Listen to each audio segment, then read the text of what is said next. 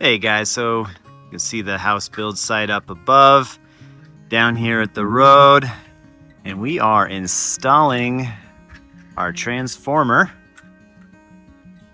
Currently getting everything prepped, and then we'll put the transformer up top there. And that line then will be live. Put it here, kind of put it along the bottom end of the property. You can see it in the distance there, and then it'll connect up to the house. So we've been using a line from our family compound to power all the tools, compressors, all that good stuff, but now it's time to get our own transformer and electricity. So very exciting, looking forward to it. That's the engineer, technician, sure exactly what he calls himself, and just making sure everything goes well. So cows are enjoying the freshly cut tree limbs here and everything else. So yeah. Oh wow, that guy was cruising. How about that?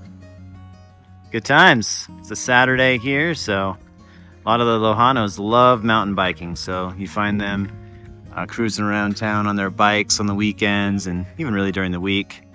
And I also hear that this road here is going to be paved, and it's official.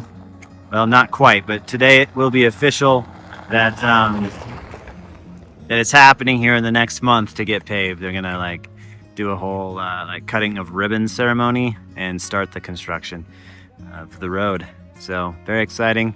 That'll help prevent a lot of the dust from flying up to the house, and we couldn't be more thrilled.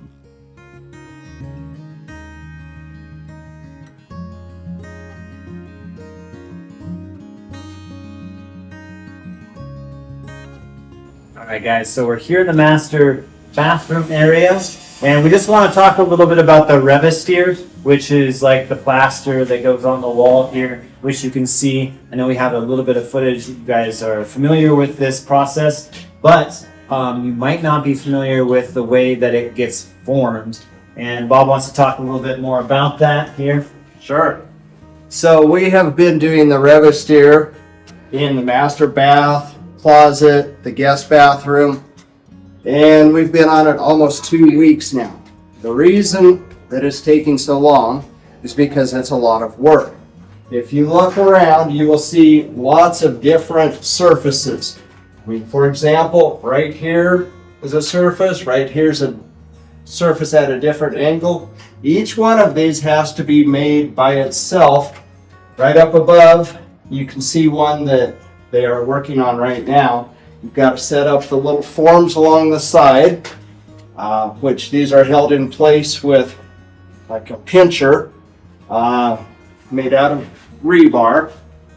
But each surface has to be done and let it dry before you then go to the next. So it is a time-consuming process. Yeah, indeed. And while we're here in the master bedroom area, let's talk a little bit about where the brick ends here at the top of the wall.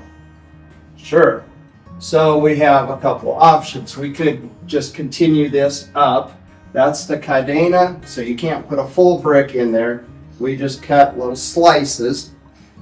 But out in the living room, we are going to put an accent line of bricks that are stood up. And we decided to do that here as well. So Yeah.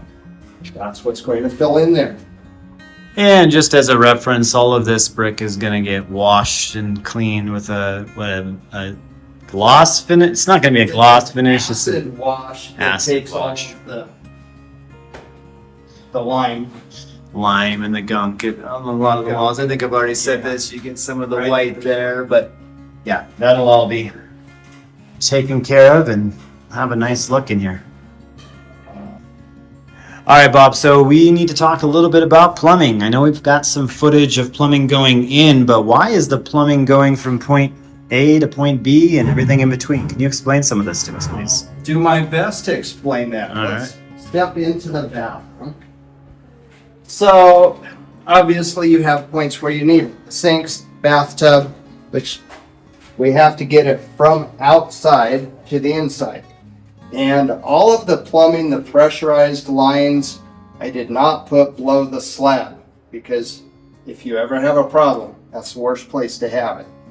So it all comes from outside, pops through the walls where we need it. Talking about outside, it does come from here, 2 different directions, and then it pops in the wall. And then if we need to cross over to the other side of the room, you just cut a channel in the concrete, run it across. That won't be a problem. Tiles going on top of that, and then you just put it up to where you need it.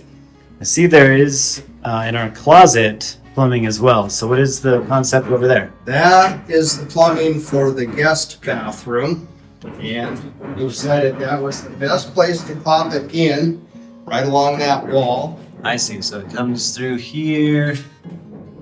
Well, it actually comes from the wall outside. Runs across for all of the guest bathroom with hot and cold. And then from the guest bathroom, we decided it was best to just run the hot across for the sink in the master bathroom. Otherwise, the lines would have ended up crossing and it would have been pretty complicated in here. Cool. Well, that makes sense. Yeah, good. All right. Nice call. Thanks. Yep. So outside we have the coliphone, which heats the water, and the hot and cold on it are the exact opposite of what we need on the inside, on the shower side. So we did a little crossover at the bottom, and now once it's all covered up, you'll never see it, and it'll work just the way it's supposed to. Nice.